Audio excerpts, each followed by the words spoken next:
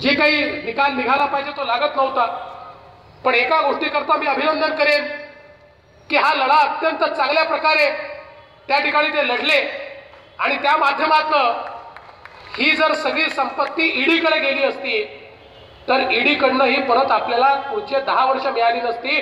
कारण सक्त वसुली संचालनालयाचा हा नियम आहे की केसचा निकाल लागल्याशिवाय त्या संपत्तीची विक्री करता येत नाही।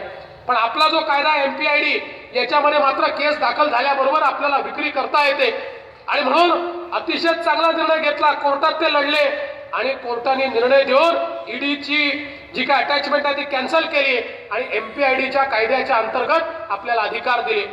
हे अधिकार मिळाल्याने एक मोठा फायदा झाला आणि माझ्याकडे धैर्यशील पाटील, प्रशांत ठाकूर हे सगळे सप्टेंबरच्या शेवटच्या आठवड्यात आले आणि त्यावेळी त्यांनी सांगितलं की या सगळ्या प्रॉपर्टीज आहेत याची किंमत मोठी आहे। आता या नैना वगैरे या सिडकोच्या सगळ्या डेव्हलपमेंट मध्ये आलेल्या आहेत आणि म्हणून या ज्या प्रॉपर्टीज जर विकल्या गेल्या तर त्या माध्यमातून आम्ही मोठ्या प्रमाणात ठेवीदारांचे पैसे परत करू शकू, बँकही त्यातनं बाहेर येईल आणि त्याकरता तुम्ही आम्हाला मदत करा।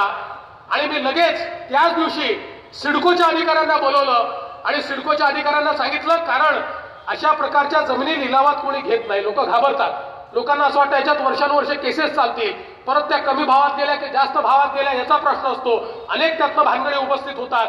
आणि म्हणून एक अतिशय चांगला प्रस्ताव या सर्व मंडळींनी माझ्यासमोर मांडला की या जमिनी जर सिडकोने घेतल्या तर सरकार टू सरकार ट्रान्झॅक्शन आहे, जी काही महत्तम किंमत आहे ती महत्तम किंमत मिळेल, ती तात्काळ मिळेल।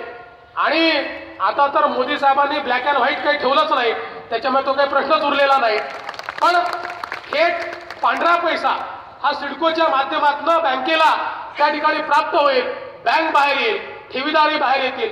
मी तात्काळ त्या ठिकाणी सिडकोच्या लोकांना बोलवलं, सांगितलं याचं तुम्ही ड्यू डिलिजन्स करा। त्यांनी तात्काळ ड्यू डिलिजन्स केलं। त्यांनी लगेच मला येऊन सांगितलं की साहेब यातल्या या प्रॉपर्टीज आमच्या कार्यक्षेत्रात येतात, त्या आम्ही घेऊ शकतो, त्या चांगल्या आहेत, त्या आमच्या जी नैनाची योजना आहे त्या योजनेच्या अंतर्गत त्या प्रॉपर्टीज आम्ही निश्चितपणे वापरू देखील शकतो। दुर्दैवाने आमचा आदेश निघायच्या आत आचारसंहिता लागली आणि त्यामुळे आम्ही आदेश काढू शकलो नाही। पण आचारसंहिता काही परमनंट नाही आहे, आचारसंहिता ही 27 नंतर संपणार आहे। त्यामुळे त्या मीटिंगमध्ये जे ठरलंय ते ठरल्याप्रमाणे निश्चितपणे या प्रॉपर्टीज आचारसंहिता संपल्यानंतर, कारण हा निर्णय आपण सप्टेंबरमध्येच घेतलेला आहे, फक्त अंमलबजावणी त्याची बाकी आहे।